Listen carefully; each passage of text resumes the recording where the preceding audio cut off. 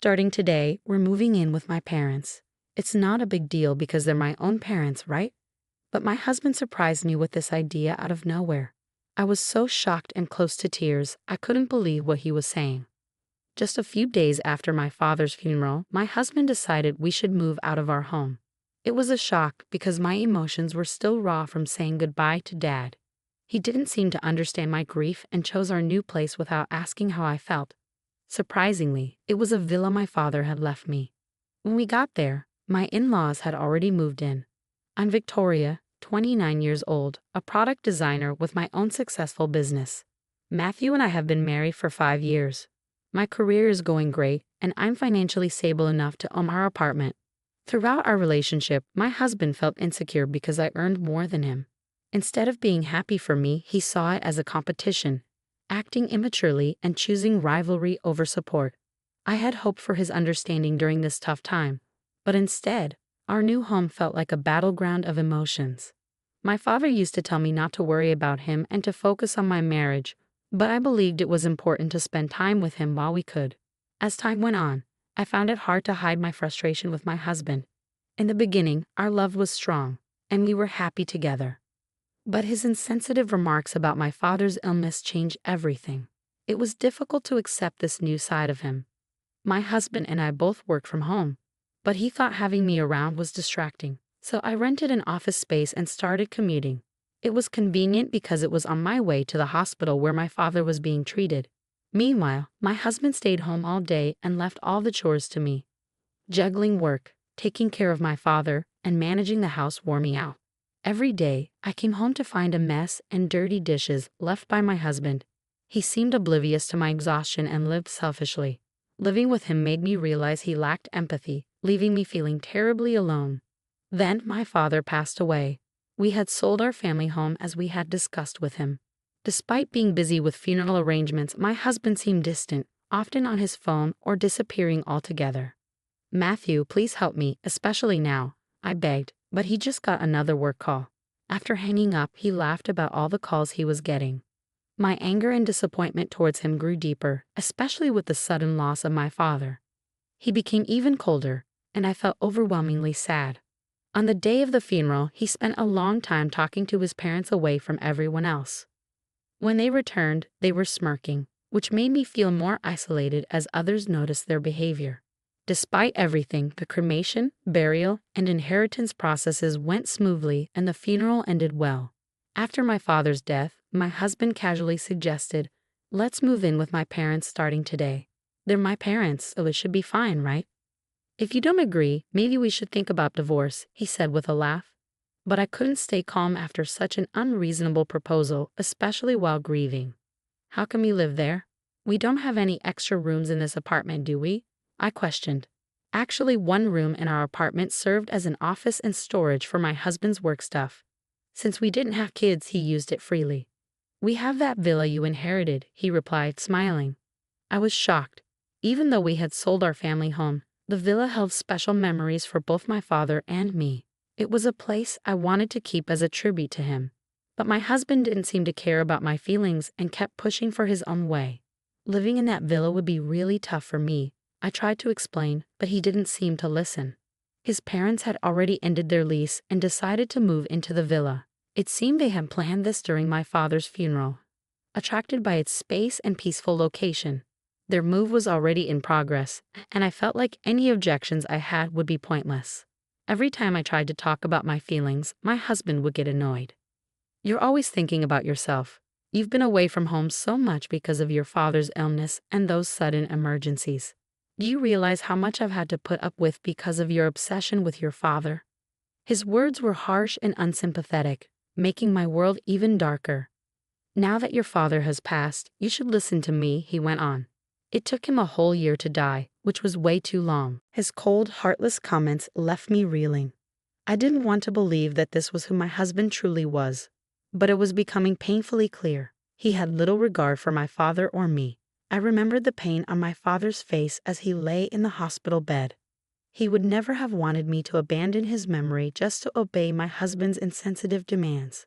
My husband's lack of empathy was crushing, and I felt more and more alone in my grief. and in my battle to honor my father's legacy. In that moment, any love I had for my husband vanished. My heart ached as I considered his apparent excitement about gaining the villa while I was supposed to be grieving for my father. Despite the storm of emotions inside me, I kept my composure and cautioned him, "You may think living in the villa is a good idea now, but you might regret it later." He seemed determined, so reluctantly I agreed to his plan. Taking only a few essentials, I left our home. My husband looked puzzled by my sparse belongings, but I simply told him, "I'll get the rest later." Honestly, I had no desire to say another word to him. It hurt to face my in-laws, who seemed to have eagerly awaited my father's death and were now moving into the villa with enthusiasm. I followed my husband in silence. The one thing I couldn't bear was the thought of my beloved place being subject to his whims. The villa, a single-family home near the sea, sat in an average neighborhood but was still conveniently close to the city center. Its land held great value. Stepping out of the station, memories of my childhood flooded back. My mother was alive then, and I remember my father carrying me home on his back after I fell asleep on the train. Arriving at the villa, I found my in-laws already inside. Suspicion crept in. It seemed my husband had secretly given them a key without telling me. This realization made me even more uneasy. The fact that my in-laws had planned their move without consulting anyone only added to my distrust. As I looked around, as I watched my in-laws, I could see the excitement in their eyes as they imagined their new life in our family home, the villa. It was filled with sturdy furniture carefully chosen by my father, with eclectic European-style furnishings likely picked out by my mother, each piece holding sentimental value. Yet, they seemed oblivious to the true beauty of the villa. "Isn't it perfect? Goodbye cramped apartment living. We're blessed to call this place home now," they exclaimed. The view from the second floor was truly breathtaking. It reminded me of my father's quiet pride in this special place, a stark contrast to my in-laws' insensitive excitement. Amid their excitement over what they dubbed the marvelous House of Secrets, my husband and his parents' enthusiastic comments only grated on my nerves. It seemed they were completely ignoring the emotional weight of my father's passing, treating the villa as nothing more than a fortunate inheritance. The location and the house are both flawless. "We're lucky your father left us this magnificent villa. We owe him our thanks," my husband remarked thoughtlessly, sharing laughs with his parents as they cracked open beers to celebrate their new living situation. As I prepared snacks for them, cherished memories of moments spent with my parents around the dining table felt overshadowed and tainted by the current atmosphere. I chose to bury my emotions and soldier through the night. The next morning, the mood was abruptly shattered by my mother-in-law's piercing scream echoing through the villa. As I hurried to see what had happened, I found her on the bathroom floor, gripping her foot with a panicked expression. "The floor just gave way under me," she gasped, still shaken from the shock. My husband and father-in-law looked puzzled. "The floor seems fine. You probably just slipped," they suggested casually, brushing off her concerns. They examined the area she pointed to, but the floorboards appeared smooth and perfectly aligned. However, she insisted, uncertain the floor collapsed. As they continued their cursory inspection, I intervened. "Have you tried stepping on that slightly different colored part of the floor?" I asked, surprised. They all focused on the spot I indicated. Stepping forward, I pressed down on the discolored section with my slippered foot, and immediately the floorboard made a distinct sound and slightly sank. But the moment I lifted my foot, it snapped back into place. "What was that?" they exclaimed simultaneously. If someone stepped on it without knowing, they'd think a floor had collapsed. "Look, the floor sinks a bit. It's like a trap," I clarified. "That's dangerous. Is there something wrong with this house?" They reacted, suddenly concerned. Their previous disregard for the sentimental value of the villa to me seemed momentarily forgotten as they faced the unexpected reality of its physical quirks. I calmly explained the situation, and they all looked at me with surprise and skepticism. "It's not a flaw," I assured them. "My father deliberately installed these features. This house is what you might call a mechanical mansion or a trick house." "Why would he do that?" they asked, perplexed. "Well, my father was a huge fan of ninjas. He invested a lot of time and money in this villa, which was not only his pride and joy, but also a showcase of his creativity," I explained. "As a child, I often came here while he worked on the house's mechanisms or added new ones. That's why the villa is full of traps and clever contraptions, like a shelf you shouldn't touch, a floorboard that drops when stepped on, a door that only opens in a specific sequence, hidden doors, and even secret rooms. This house is a reflection of my father's dreams and his inventive spirit developed over many years. Of course, this place is familiar to me, having visited since childhood and learned from my father how to navigate all these traps. I have no trouble with them. But it's a different story for my husband and in-laws who are unfamiliar with it. I warned you that living in this villa would be challenging. I also mentioned it's a place filled with my father's memories. My father's fascination with ninja gadgets was widely known among our relatives. What surprised me was that my husband and his parents had been oblivious to it. At first, my husband claimed he hadn't heard about it, but now he was speechless. My in-laws were equally taken aback by this revelation. With our apartment lease already canceled and nowhere else to go, they looked to my husband for guidance. Amid their confusion, both my father-in-law and husband accidentally triggered another trap, causing them to tumble. Seeing them sprawled on the ground, I couldn't help but chuckle. "Feel free to stay as long as you like," I said, my tone more sarcastic than sincere. They had been enchanted by the villa's luxury, ignoring my warnings and showing no interest in my father's hobbies. Now their oversight was catching up with them. Even my explanations about the trap dangers seemed to go unheard. "This won't be a problem. We'll adjust," my husband replied, trying to sound confident. I smiled knowingly, understanding his attempt but also aware of the challenges they would face in a house filled with my father's intricate contraptions. I informed them that I would return to the apartment to prepare for our move. However, my real intention was to stay behind. I needed some time alone to go through my father's belongings, finding comfort in the quiet. It gave me the space to gradually regain a sense of optimism and start envisioning my future. In just 2 days, my husband and in-laws had had enough of life in the villa. Meanwhile, my father's villa had become a minor attraction in the neighborhood. It was regularly featured in local newsletters as the trick mansion nestled in the residential area. Whenever the villa was occupied, curious locals and visitors, drawn by its reputation, would come to see the famous house. I remembered times when strangers toured the villa and local children played around it, bringing energy and liveliness to the place. My father had listed both the villa's and our former home's phone numbers in the newsletters. But now that the family home's number was inactive, any inquiries would be redirected to the villa's number. Thanks to my upbringing, I was fluent in foreign languages, which made it easy for me to handle calls from international visitors.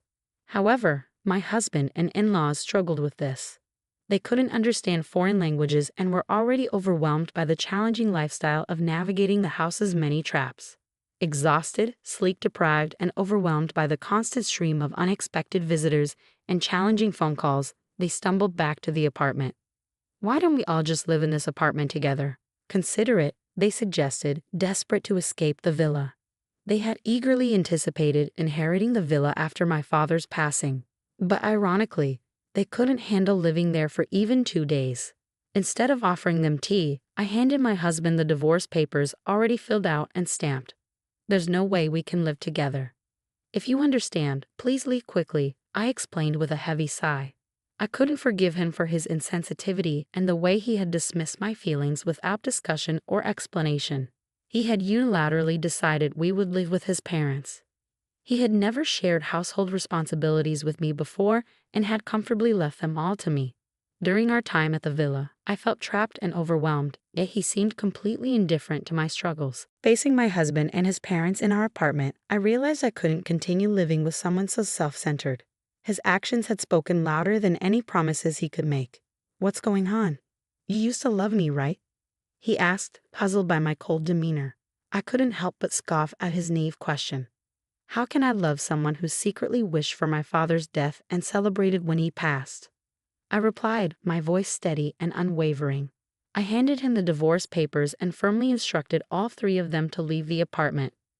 "First of all, this is my apartment. If anyone should leave, it's you," I asserted. When my husband raised his voice, disregarding the disturbance it caused our neighbors, I reminded him calmly, "Victoria, I'll call the police for trespassing if you don't leave quietly. Remember, this apartment is in my name." They fell silent, realizing the seriousness of the situation. They had relied on me for financial support, and now, with little of their own, they faced a harsh reality. Determined to cut ties before they could start their lengthy persuasions, I watched them leave. Neither my husband nor my in-laws had much in savings. After being kicked out of the apartment and unable to return to the villa, They ended up in a cheap, low-quality apartment, struggling to get by. The old apartment was so much better, they often complained. Initially, my husband felt guilty and apologized repeatedly. However, as time passed, his guilt turned into resentment towards his parents. Because of their age, they didn't work much, and their attempts were short-lived. Eventually, they used up all their savings and pension. The constant arguments drove a wedge between them as a family. The thin walls of their new apartment barely contained their daily disagreements. Even when they received noise complaints, they refused to apologize. Instead, they responded with hostility, making themselves unpopular with the neighbors. It seemed inevitable, but they would have to find another place to live soon. My husband, who had once enjoyed the convenience of working from home, now found himself in a cramped space with no proper workspace. This severely impacted his ability to focus, and as a result, his reputation and sales suffered. He struggled to make ends meet with a late-night job at a convenience store and was considering taking on multiple part-time jobs just to get by. In moments of clarity, my in-laws realized that letting their son make decisions for them had been their biggest mistake. During their frequent arguments, they blamed the villa's traps and each other. "If you had been more responsible, we wouldn't be in this mess," they would argue, pointing fingers but never acknowledging their own roles in their downfall. After the divorce, my career as a product designer took a significant leap forward. To cope with the grief of my father's passing and the chaos that ensued, I poured my creativity into designing with a unique twist, incorporating ninja-inspired elements inspired by my father's interests. I shared these designs on social media, where they quickly gained popularity. To my surprise, a major cosmetics company reached out, intrigued by my designs. They wanted me to create packaging with an Asian flair, incorporating ninja themes. Embracing the project, I saw it as a way to honor my father's memory. It turned out to be a huge success, propelling my career to new heights. I found solace in sharing updates at my parents' graves, telling them about my achievements and how their legacy continued to inspire my work. I decided to keep the villa, transforming it into a unique mechanical house filled with memories of my father. I organized tours and made slight adjustments to ensure it was safe for visitors, allowing locals and tourists to explore and enjoy it for free. Before long, the house garnered significant media attention. The income from this exposure was invaluable, helping to cover its maintenance costs. Moreover, articles about the house were translated into different languages, garnering support from international fans, including elderly enthusiasts who shared my father's passion for ninjas. I devoted myself to maintaining this enchanting place. The mechanical house buzzed with activity, especially popular among local children. "Is this the famous mechanical house? Where are the tricks? Show us," they'd eagerly inquire. With the help of local volunteers, we ensured everyone could play safely. Foreign tourists, in particular, were captivated by features like the hidden floorboard and secret doors. While losing my father and the upheaval of inheriting the villa led to my divorce, the gains have outweighed the losses. The villa has evolved into a treasure trove of memories that I now share with loved ones and visitors alike. It has also sparked a personal transformation, propelling me forward with renewed optimism and hope.